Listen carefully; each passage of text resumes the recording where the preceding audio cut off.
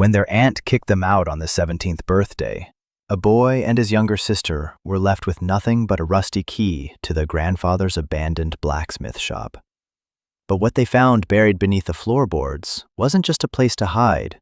It was a 50-year-old secret that would force them to redefine the meaning of family, loyalty, and home.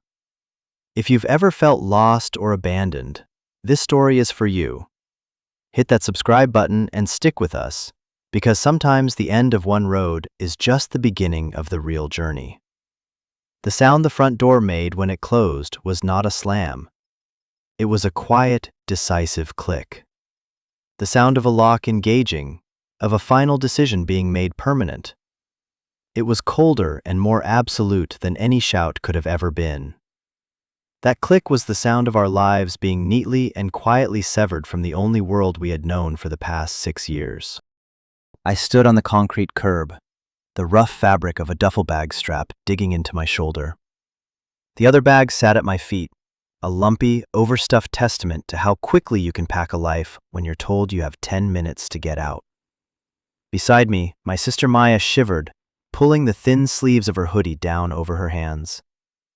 She was 15, and her world had just shrunk to the size of a small patch of cracked pavement under a flickering streetlight. She didn't look at the house, she looked at me. Her eyes were wide and dark, asking the question she didn't dare speak aloud. Now what? It was my 17th birthday. I remember the absurd detail of it. 17. The age when you're supposed to be thinking about driver's licenses and awkward first dates, not about where your sister is going to sleep. Our aunt stood in the doorway for a moment before she closed it. Her face was a mask of strained resignation, as if we were a regrettable expense she was finally cutting from her budget. "You're 17 now, Leo," she had said, her voice flat. "You're practically a man. It's time you stood on your own 2 feet. This was never meant to be permanent." She'd said it as if she were quoting from a script, the words worn smooth from rehearsal. She didn't mention Maya. Maya was just part of the package deal she was returning. The light from the living room spilled out onto the porch, illuminating the manicured lawn, the neat flower beds, the whole perfect, fragile picture of a life that no longer included us. Then the door clicked shut, and the light was gone. We were left in the chilly October dark. A car drove past, its headlights sweeping over us, 2 ghosts haunting the edge of their own former life. I felt a cold, hard knot tighten in my stomach. It wasn't just anger. It was the terrifying, hollow feeling of being erased. I dropped my bag and reached into my pocket, my fingers closing around the only thing that felt real. A key. It was heavy, made of old iron, with a simple ornate head and a rust-pitted shaft. My grandfather had pressed it into my palm on his deathbed, his own hand dry and papery around mine. I was only 10. His voice had been a rasping whisper, thick with the smell of sickness and old age. "For when you need a place that's yours, Leo," he'd wheezed, his eyes holding mine with a desperate intensity. "Not theirs, yours. Remember the forge, where the hammer strikes true." I hadn't understood then. It was just a weird, fairy tale-like moment in the confusing fog of his dying. I'd kept the key in a box with other childhood treasures, a smooth stone, a broken watch, a photograph of our parents smiling on a sun-drenched beach. Now, its cold, solid weight was the only anchor I had in the world. The key was for his old blacksmith shop in a town called Havenwood, a place I'd only ever heard about in stories. It was hours away, a forgotten dot on a map, a place my aunt and uncle referred to with a sneer as the middle of nowhere. Tonight, the middle of nowhere sounded like the only place we had left. I looked at Maya, her breath misting in the cold air. I forced a smile that felt like cracking glass. "I have an idea," I said, my voice sounding steadier than I felt. "It's an adventure." She didn't smile back, but the terror in her eyes lessened, replaced by a fragile flicker of trust. That trust was a weight far heavier than the duffel bag on my shoulder. It was everything. We spent the first few hours in a 24-hour laundromat, the air thick with the smell of bleach and damp clothes. The rhythmic tumbling of dryers was a hypnotic, comforting sound. I sat on a hard plastic chair, Maya dozing with her head on my lap, while I used my phone's dwindling battery to search for bus schedules. Havenwood was not a popular destination. There was one bus, leaving at 3 a.m., that passed through a town 10 miles away. It would have to do. I had $74 in my wallet, a birthday card from a school friend stuffed with a 20, and the change I'd collected from the bottom of my bag. It was enough for 2 tickets and not much else. The apathetic face of our aunt floated in my mind. She'd known. She'd known we had nothing, nowhere to go. This wasn't a lapse in judgment. It was a calculated act of abandonment. The bitterness of it was a physical taste in my mouth, metallic and sour. For 6 years, since the car accident that took our parents, we had tried to be invisible. We had learned to live in the margins of our aunt and uncle's life, to take up as little space, as little air as possible. We were quiet, we were polite, we did our chores without complaint. We were the good, tragic orphans. But it was never enough. We were a constant reminder of a familial duty they had accepted with theatrical grief and fulfilled with resentful sighs. I made one phone call. My fingers trembled as I dialed the number from memory. Ms. Albright, our last social worker from before we were permanently placed with our aunt. She'd been kind, her eyes always looking a little sad, a little tired. She answered on the 4th ring, her voice groggy with sleep. I explained the situation in short, clipped sentences, the shame of it making my throat tight. She really did it then, Ms. Albright said, and there was no surprise in her voice, only a deep, weary resignation. I was afraid of this. Legally, Leo, my hands are tied. You're 17. The state considers you on the cusp of adulthood, and since your aunt had legal guardianship, she trailed off. The unspoken words hung in the air. The system is done with you.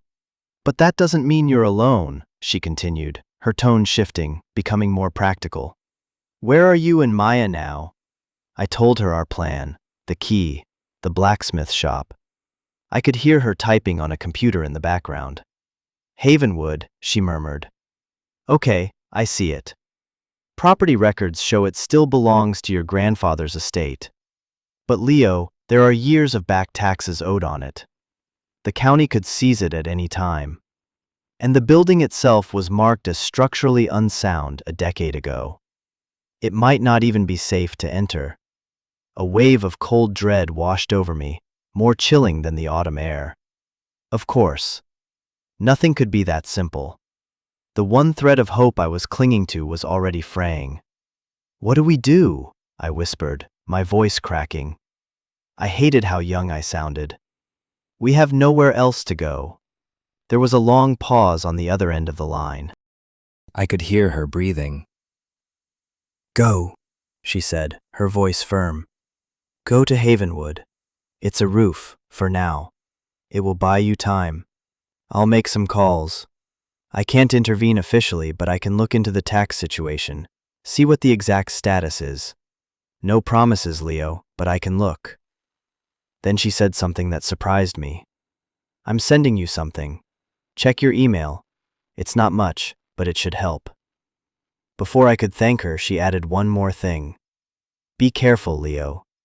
People in small towns can be wary of outsiders, and a place that's been empty that long. Just be smart. And call me when you get there, no matter what time it is. We hung up, and a notification pinged on my phone. A $200 e-transfer. The subject line read, "For the road." I stared at the screen, a lump forming in my throat. It was an act of quiet rebellion, a woman bending the rules she was supposed to uphold because she saw 2 kids who were about to fall through the cracks. It was the first act of grace we'd been shown all day. It felt like a shield. I woke Maya gently. Time to go, I said. Our bus is coming. She sat up, rubbing her eyes, and managed a small, sleepy smile. In the harsh fluorescent light of the laundromat, her trust in me was a terrifying, beautiful thing. It was the only inheritance that mattered. The bus ride was a journey into a different kind of darkness. We left the city's perpetual orange glow behind, plunging into the vast, inky black of the countryside. The windows reflected our pale, tired faces, superimposed over the fleeting shapes of trees and empty fields. Maya fell asleep almost immediately, her head resting on my shoulder, her breathing soft and even. I stayed awake, watching the road unspool under the bus's headlights. Each mile felt like it was stretching the elastic band of our old life thinner and thinner, until finally it would snap, leaving us adrift. I thought about my grandfather. I tried to summon a clearer picture of him than the frail man in the hospital bed. I remembered him in his yard, years earlier, his hands thick and calloused, stained with something dark. He smelled of coal smoke and sweat and something metallic and clean. He rarely smiled, but when he did, it was a slow, quiet thing that made his eyes crinkle at the corners. He was a man of few words. He spoke with his hands, with the things he made. He'd once forged a tiny, perfect iron leaf for me, its veins hammered into the metal with impossible precision. I'd lost it somewhere along the way, another casualty of the chaotic years after our parents' death. I must have drifted off, because I was startled awake by the bus driver's gruff voice announcing our stop, Cross Creek Junction. It wasn't Havenwood, but it was as close as we were going to get. We were the only ones who got off. The bus hissed and pulled away, its red taillights disappearing around a bend, leaving us in a profound silence broken only by the chirping of crickets. We stood under a single, buzzing street lamp at a deserted crossroads. A weathered sign pointed down a narrow, unlit road. Havenwood, 10 miles. 10 miles. It might as well have been 100. There were no taxis, no other cars, nothing. Just the dark road and the whispering trees. "We have to walk?" Maya asked, her voice small. "We have to walk," I confirmed, trying to sound confident. I adjusted the straps of our bags. The air was colder here, cleaner. It smelled of damp earth and decaying leaves. It was the smell of the real country, a world away from the city's exhaust fumes and the suburbs' sterile, cut grass scent. We started walking. The road was paved for the first mile, then turned to packed gravel that crunched under our feet. The moon was a sliver, offering little light. Our world was reduced to the small, shifting circle of my phone's flashlight beam. It danced over the gravel, the weeds growing on the shoulder, the dark, impenetrable wall of trees on either side. Every rustle in the woods, every snap of a twig made me jump. I imagined animals, or worse, people, watching us from the shadows. I put my arm around Maya's shoulders, pulling her close. We walked in silence for what felt like hours, a single, two-headed creature moving through the immense darkness. The physical exhaustion was a blessing. It burned away the sharp edges of my fear, leaving a dull, persistent ache. All I could think about was putting one foot in front of the other. Left, right, left, right. A rhythm of survival. Just when I thought we couldn't walk another step, the trees began to thin. We saw the faint glow of a few scattered lights ahead. Havenwood. It wasn't so much a town as a suggestion of one. A handful of houses, a church steeple stark against the pre-dawn sky, a single main street with darkened storefronts. It was a place that time seemed to have forgotten, or perhaps deliberately bypassed. Using the faint memory of a map Ms. Albright had sent to my phone, we found our way to the edge of the town, where the main street dissolved back into a country lane. And there it was, the blacksmith shop.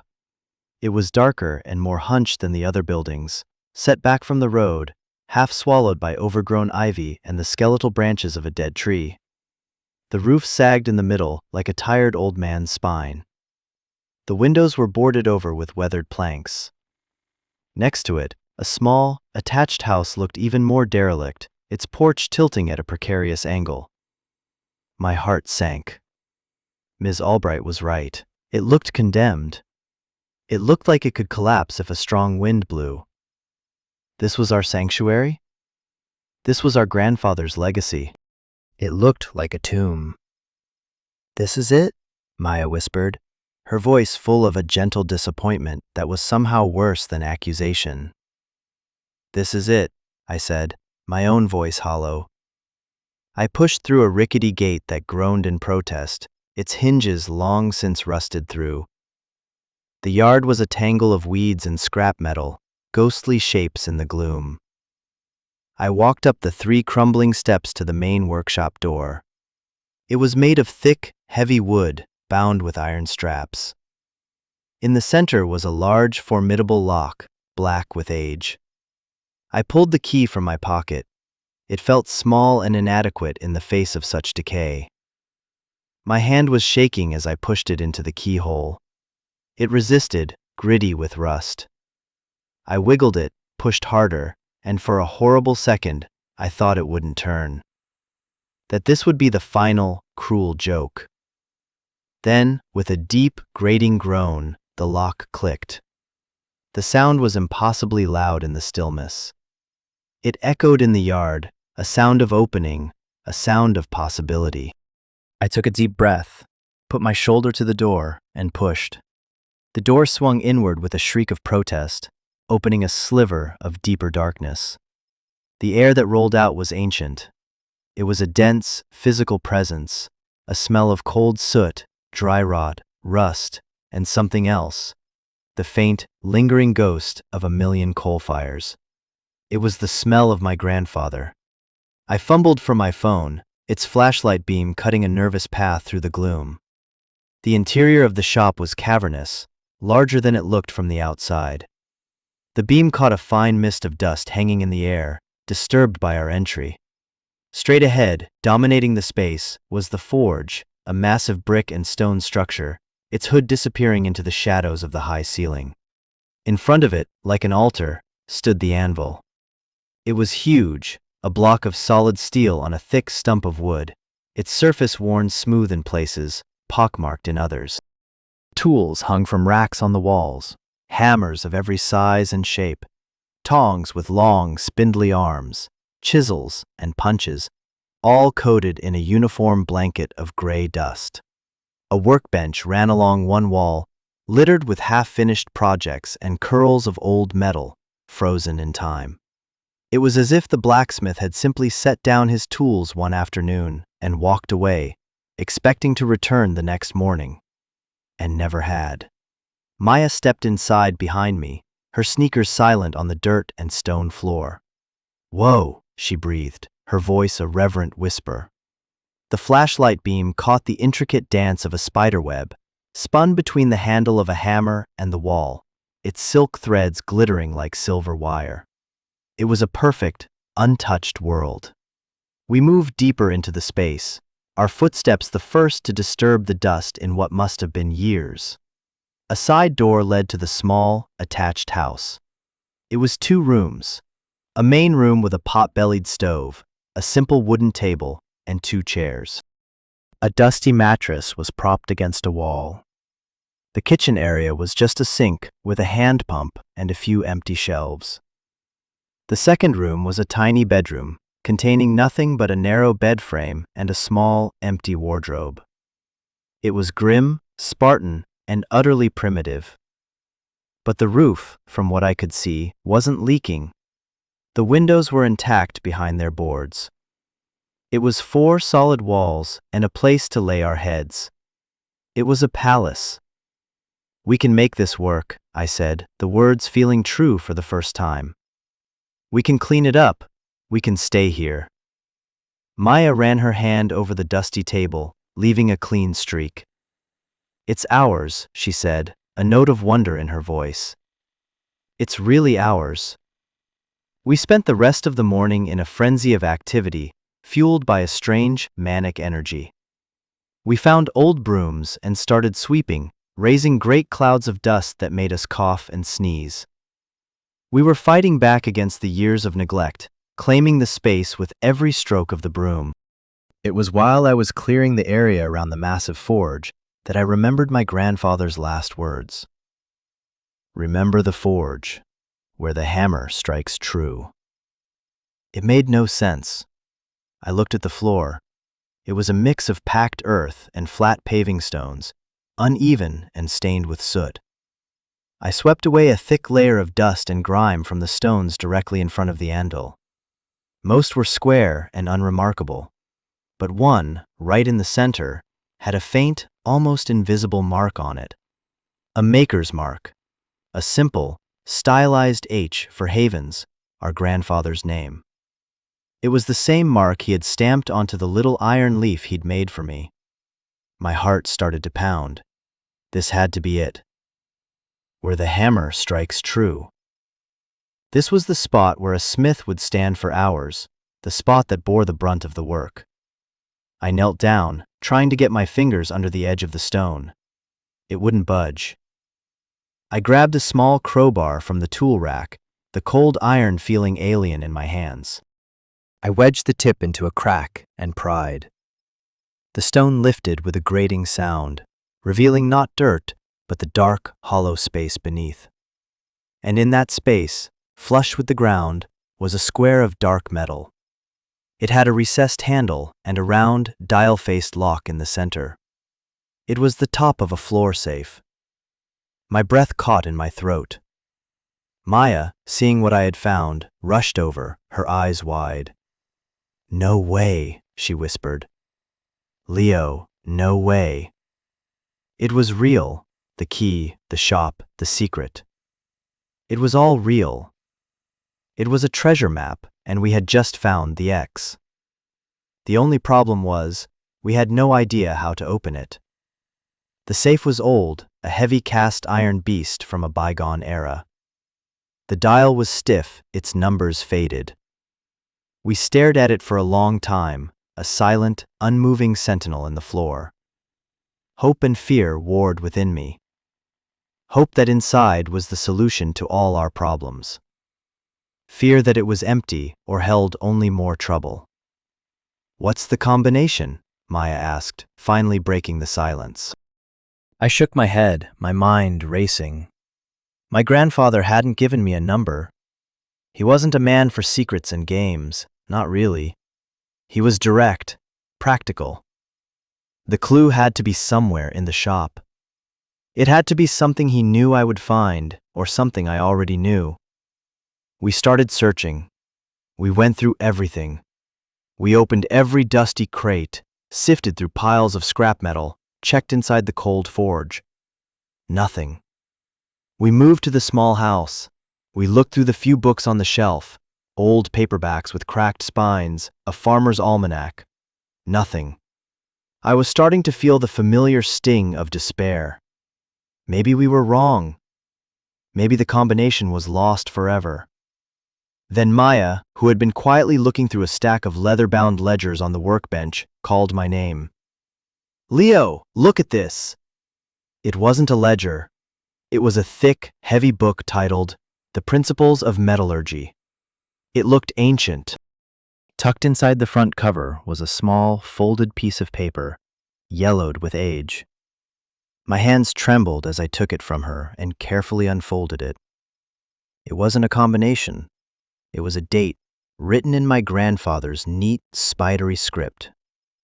October 24th, 1998. I stared at the date, my mind a complete blank. It meant nothing to me. "What is it?" Maya asked, peering over my shoulder. "I don't know," I said, frustration mounting. "It's just a date." I almost threw the paper down, but something stopped me. I thought about my grandfather, a practical man. He wouldn't leave a random, meaningless clue. The date had to be significant. I looked at Maya. She was chewing on her lip, thinking. Then her eyes went wide.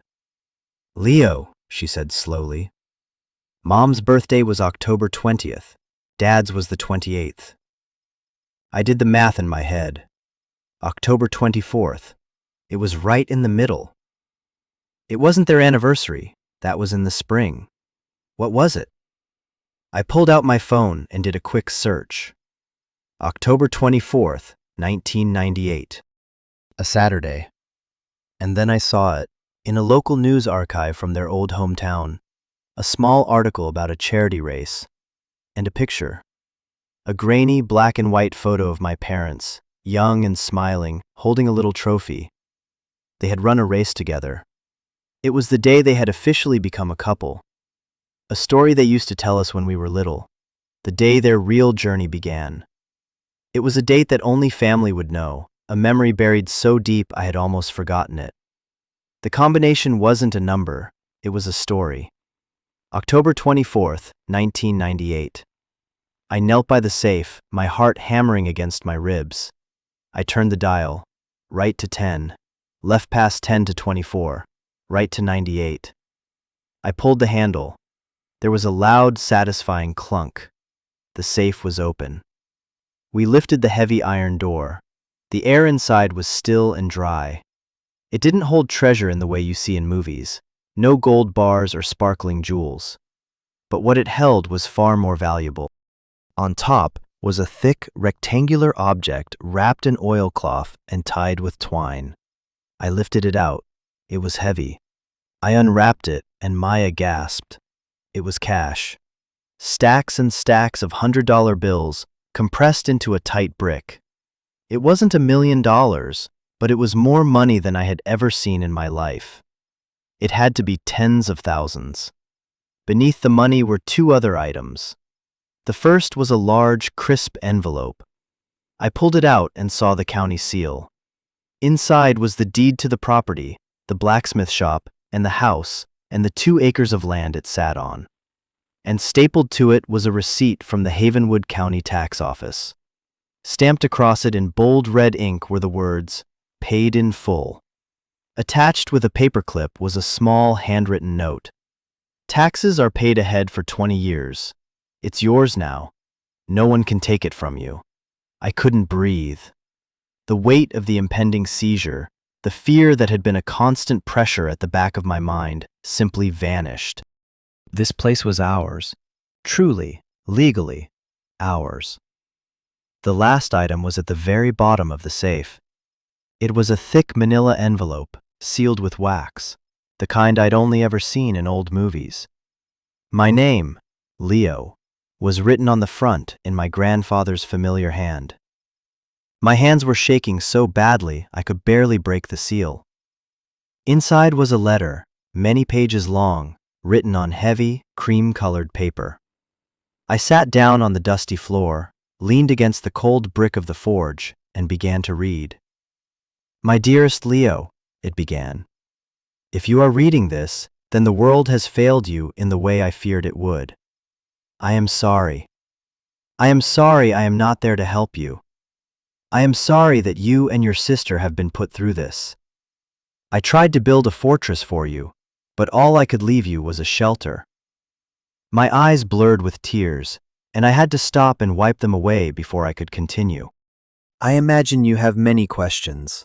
I will try to answer them as honestly as I can. You need to know the truth, not the clean, simple story you were told, but the messy, difficult one. Your aunt and uncle. I love my children, but I was never blind to their nature. They are weak people, ruled by selfishness and fear. I knew that when the time came, when the burden of caring for you and Maya outweighed the social benefit, they would cast you out. I have been preparing for this day since the day I took you in after your parents passed. This shop, this land, this money, it is all for you. It is the last thing I can do for you. But you must understand where it came from, and you must understand what happened to your parents. The story you were told, about the icy road and the truck that lost control, is a lie. A necessary lie told to protect you. The truth is much uglier. Your father, my son, was a good man, but he was ambitious. He went into business with some very dangerous people. A development company that was laundering money for a criminal syndicate. He didn't know at first.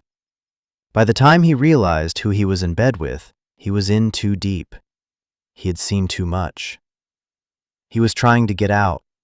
He was collecting evidence, planning to go to the authorities. They found out. The car crash was not an accident, Leo. It was an execution. It was a message to anyone else who thought about crossing them. I had to stop reading. The words swam before my eyes. A cold, sick feeling spread through my chest. My parents. Murdered. The neat, tragic story that had defined my childhood, the story I had told myself over and over again, shattered into a million sharp pieces. The grief I had carried for years was suddenly twisted into something new, something hot and sharp, rage. I took a few ragged breaths and forced myself to keep reading. I found the evidence your father had collected after he died. I wanted to go to the police. I wanted justice. I wanted to burn their whole world to the ground. But they came to me. They knew I had it. And they made me an offer. My silence in exchange for your lives. They would leave you and Maya alone, forever. You would be untouchable. But if I ever went to the authorities, if that evidence ever saw the light of day, they made it clear what would happen. They would finish the job. So I made a choice. I chose you. I took all the money I had, my entire life's savings, and I made a deal. I paid them. I bought your safety. It was a dirty, disgusting transaction, and it has haunted me every day since. I used the evidence your father died for as a bargaining chip to save his children. I hope he would have understood. Some of the money in this safe is what was left over. The rest is from the sale of my house in the city, and every penny I could scrape together. It's not a fortune, but it's a start. It's clean money.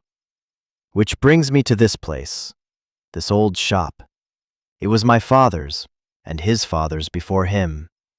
It's a place of honest work, of sweat and fire and steel.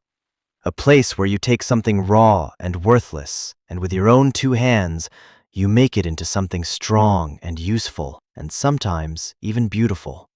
It was my sanctuary when the world became too much. I hope it can be the same for you. I sealed this safe symbolically, telling the family a story about it being locked for 50 years, a silly legend to keep them from getting curious. But I prepared its real contents for you, just before the end. Now you have a choice, Leo. It's the most important choice of your life.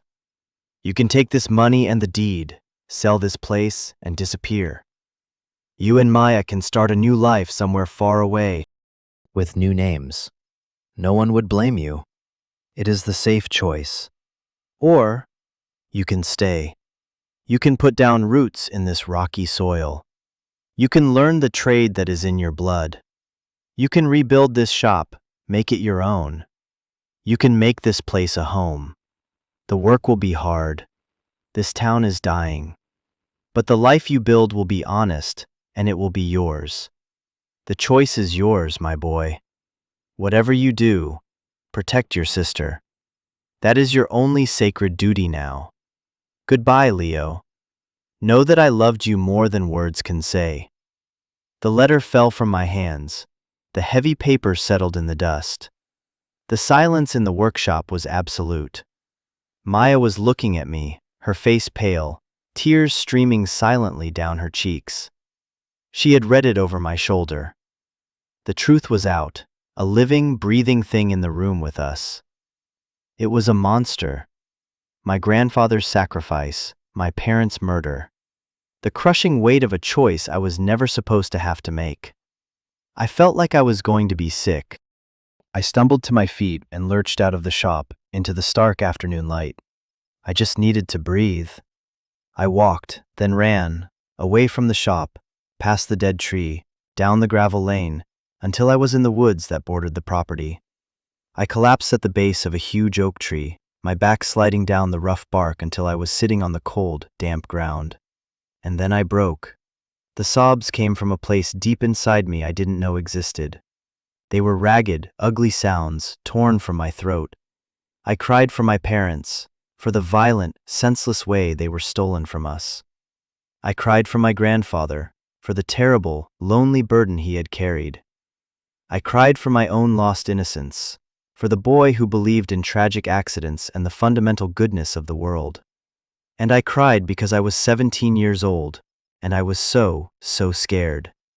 The options my grandfather laid out circled in my head like vultures. Run. Stay. The easy way. The hard way. Taking the money and running was so tempting. It was a release. We could go to a city on the West Coast, change our names, and just be anonymous. We could pretend this letter, this truth, never existed. We could be normal. It would be an escape from the ghosts that now haunted that old blacksmith shop. Who would even know? We would just be two more kids lost to the system. But even as I thought it, a sour taste filled my mouth. It felt like a betrayal. A betrayal of my parents, who died fighting these people. A betrayal of my grandfather, who had traded his soul for our safety and his legacy for our future. Running away would be like letting them win. It would be spitting on my grandfather's grave. I want to pause here for a second. Have you ever been faced with a choice where the easy way out felt like a betrayal? Where the harder path, the one fraught with obstacles and pain, was the only one that felt true to who you were or who you wanted to be? It's a lonely place to be, that crossroads. If this is hitting home for you, if you've ever stood at that kind of junction in your own life, let me know in the comments. We build this community by sharing these moments, by reminding each other that the hardest choices are often the ones that define us. Your story matters here. Now, let's get back to what happened in those woods. I sat there for what felt like hours, the cold seeping into my bones. The sun began to dip below the trees, casting long, distorted shadows across the forest floor. The anger and grief had burned themselves out, leaving a hollow, echoing emptiness. In that quiet, a new feeling began to surface. It was a slow, burning ember of resolve. I thought about my grandfather's words, a place where you take something raw and worthless, and with your own two hands, you make it into something strong and useful. He wasn't just talking about metal. He was talking about a life. He was talking about us. He hadn't left us a tomb. He had left us a forge, a place to be remade. I thought about Maya, back in that dusty house, waiting for me. I was her brother, her protector. Running would mean dragging her through a life of looking over her shoulder, of living a lie. Staying would mean building her a home, a real one, a place where she could be safe, where she could put down roots and heal, a place where we could finally stop running. The choice became clear. It wasn't a choice at all. It was a duty. I got to my feet, my legs stiff and sore. I walked back to the shop, my steps slow but sure. The path was no longer frightening. It was just a path. It was my path. When I stepped back into the workshop, the last of the evening light was filtering through the grimy door, painting everything in shades of orange and gray. Maya had lit a few old candles she'd found, their small flames flickering bravely in the vast, dark space. She was sitting on an upturned crate, her arms wrapped around her knees. She looked up as I entered, her eyes red-rimmed but clear. She didn't ask what I had decided. She just waited. I walked over and sat down on the floor in front of her. I took the heavy iron key out of my pocket and placed it on the crate between us. "We're staying," I said. Her face crumpled, not with sadness, but with a profound, overwhelming relief. She launched herself at me, wrapping her arms around my neck, and for the first time since the door of our aunt's house had clicked shut, we held each other and cried together. Not with grief, but with something that felt like hope. The next morning, I made my first real adult decision. I used our new funds to buy a cheap prepaid phone and a month of service from the small general store on Havenwood's main street. Then I went back to the shop, stood in the yard under the pale morning sun, and called Ms. Albright. "Leo, I was so worried. Are you okay? Is Maya okay? Did you find the place?" Her questions came in a rush, a torrent of genuine concern. "We're okay," I said, and my voice sounded different. It was calmer, deeper. We're more than okay. We found the place. It needs a lot of work, but it's solid. We're staying. There was a stunned silence on the other end. Staying? Leo, are you sure? I looked into the taxes. It's a significant amount. And you're a minor. Legally. The taxes are taken care of, I interrupted gently. There was a provision left by my grandfather. The property is ours, free and clear. I didn't tell her about the money, or the letter, or the real story of our parents. That was our secret, our burden, and our strength. It was family business. What I need, I continued, is your help. I need to know what it takes to become legally emancipated. I need to know how to become Maya's legal guardian. I need to make this official. We're not falling through the cracks, Ms. Albright. We're building our own foundation. I could almost hear the smile in her voice. Okay, Leo, she said, a new respect in her tone. Okay, this is complicated, but it's not impossible. I'll start the paperwork. I'll find a pro bono family lawyer in the county who can help us navigate the courts. It will be a fight. Your aunt and uncle will be notified. They might contest it. A flicker of the old fear sparked in me, but I stamped it out. Let them, I said, my voice cold as iron. Let them try to claim us now. After I hung up, I stood there for a moment, the phone feeling heavy in my hand. It was done. The first hammer blow had been struck. We weren't just hiding here anymore. We were home. The weeks that followed were a blur of hard, relentless work. The first order of business was survival. We took a small portion of the money from the safe and made a trip to the nearest large town. We bought mattresses, warm blankets, thick socks, and boots. We bought canned food, pasta, and rice. We bought cleaning supplies, buckets, and sponges. The cashier at the store gave us a funny look. Two kids buying a strange assortment of survival gear with crisp $100 bills, but she didn't say anything. Back in Havenwood, we started the process of reclaiming the house. We scrubbed every surface, washing away decades of grime. We tore out the moldy old mattress and burned it in the yard. We patched the drafty window frames with wood putty and caulk. We found a local handyman, a grizzled old man named Earl with hands like leather and eyes that had seen everything. He remembered my grandfather. Your granddad was a good man, he said, chewing on an unlit cigar.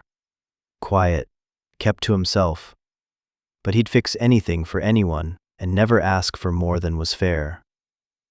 Earl helped us patch the worst part of the roof and showed me how to get the old hand pump for the well working again. The first gush of clean, cold water from the spout felt like a miracle.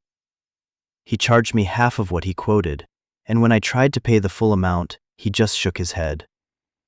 Call it a welcome to the neighborhood, son. Your granddad's credit is still good here. Slowly, the little house started to feel less like a shack and more like a home. Maya had a knack for it. She found old jars and filled them with wildflowers from the woods. She hung the one photo we had of our parents on the wall.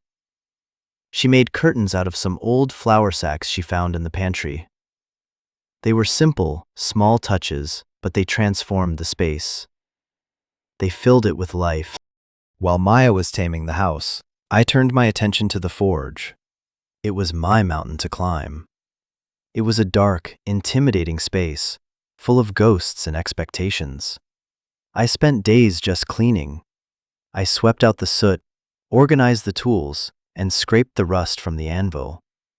I found my grandfather's old work journals, dozens of them, stacked on a high shelf. The pages were filled with his neat handwriting, detailing metallurgy techniques, sketching out designs for gates and railings, but also other things. Thoughts on the weather, observations about the town, philosophical musings. A man's character is like steel, one entry read. It is forged in fire, tempered in hardship, and its true strength is only revealed under pressure. Reading his words, I felt like I was in conversation with him. He was teaching me, not just about blacksmithing, but about how to be a man. Finally, the day came when I couldn't put it off any longer. It was time to light the forge. I found a pile of old coal, dry and dusty. I loaded it into the forge's hearth. My hands were shaking. This felt more significant than opening the safe. This was the real inheritance. I lit a piece of kindling and tossed it in. For a moment, nothing happened. Then a small flame caught, then another. I worked the bellows, a huge, creaking leather contraption, and a rush of air fed the fledgling fire. It grew, a soft orange glow at first, then brighter, hotter. A low roar began to fill the workshop, the sound of a sleeping dragon waking up. The heat washed over my face, intense and primal. I stood before the fire, mesmerized. This was the fire that had shaped my family's past. And now, it would shape our future. I picked up a hammer. It was heavy, awkward in my inexperienced hand. I took a piece of scrap iron with a pair of tongs and thrust it into the heart of the fire. I waited, watching it, just as my grandfather's journal had instructed. I saw the color change, from dull gray to red, then to a bright, angry orange, then to a brilliant yellow-white. I pulled it out, sparks flying, and laid it on the anvil. I lifted the hammer, took a deep breath, and brought it down. The clang of steel on steel rang through the shop, a clear, sharp, beautiful sound. It was the sound of a new beginning. My first swing was clumsy. The metal bent in the wrong direction. But I put it back in the fire, and I tried again, and again, and again. The first few months were a slow, painful education. More often than not, the things I tried to make ended up as twisted, useless lumps of metal that I threw onto the scrap pile in frustration. My arms ached constantly. My hands were a geography of burns, blisters, and calluses. There were days I wanted to give up, to throw the hammer against the wall and just walk away. On those days, I would see Maya coming home from the local school, her backpack slung over her shoulder, a real smile on her face. She was making friends. She had joined the school's art club. The haunted, frightened look was gone from her eyes, replaced by the normal, vibrant light of a 15-year-old girl. Seeing her thrive was the fuel that kept my own fire going. I wasn't just hammering metal, I was forging a life for her, a life she deserved. I kept reading my grandfather's journals, and I started to understand. Blacksmithing wasn't about brute force. It was a conversation with the steel. It was about heat and timing and patience. It was about knowing when to strike and when to wait. I learned to listen to the metal, to feel how it wanted to move under the hammer. Slowly, my failures became less frequent. I started with simple things, just as my grandfather's journal suggested. I made nails, I made hooks, I made simple door hinges for the house. Each small success was a victory. Each piece that came off the anvil looking like it was supposed to felt like a miracle. The people in town started to notice. Earl, the handyman, stopped by one day and saw me working. He watched for a while, then nodded slowly. "You've got his hands," he said simply. He asked me to forge some custom brackets for a porch he was repairing. It was my first commission. The money was barely enough to cover the coal I used, but that wasn't the point.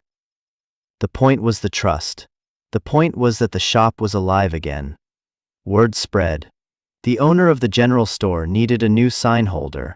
A farmer down the road needed a broken plowshare repaired. My work was clumsy, far from my grandfather's masterful skill, but it was strong and it was honest. I was becoming the town blacksmith. I was becoming my grandfather. One cool spring evening, a year after we had arrived, I stood in the doorway of the shop, watching the sun set. The air smelled of damp earth and apple blossoms from a nearby orchard. The shop was no longer a dark, intimidating tomb. It was a place of warmth and light and purpose. The house was no longer a derelict shack. It was a home, with curtains in the windows and the smell of Maya's cooking in the air. We had won our court case. With Ms. Albright's help, I had been granted emancipation, and I was now Maya's legal guardian. Our aunt and uncle hadn't even shown up to the hearing. They had signed the papers and washed their hands of us completely, a final act of cowardly relief. We were free. I looked at my hands. They were scarred and stained, the nails permanently rimmed with grime. They weren't the hands of a 17-year-old boy anymore. They were the hands of a man who worked, who built, who provided. I realized that the greatest gift my grandfather had left us wasn't the money or the deed. It was the work. The work had healed me.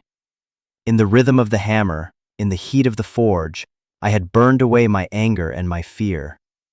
I had taken the raw material of my grief and hammered it into something new, something with purpose, strength, resilience. Home, I had learned, wasn't a place you find. It's a place you make. It's not about four walls and a roof. It's about the love and labor you pour into it. It's about the safety you build for the people who count on you. This old blacksmith shop wasn't just a property. It was our sanctuary, our fortress, and our foundation. It was the physical manifestation of my grandfather's love, a love so strong it had reached across death to save us. The next day was Maya's 16th birthday. I spent all week on her gift, working late into the night. It was the most complex thing I had ever tried to make. I used all the skill I had painstakingly acquired, all the patience I had learned. When she came into the shop that morning, I presented it to her. It was a single, delicate iron rose, its petals thin and graceful, a tiny, perfect dewdrop forged onto one leaf. It was dark and strong, but beautiful.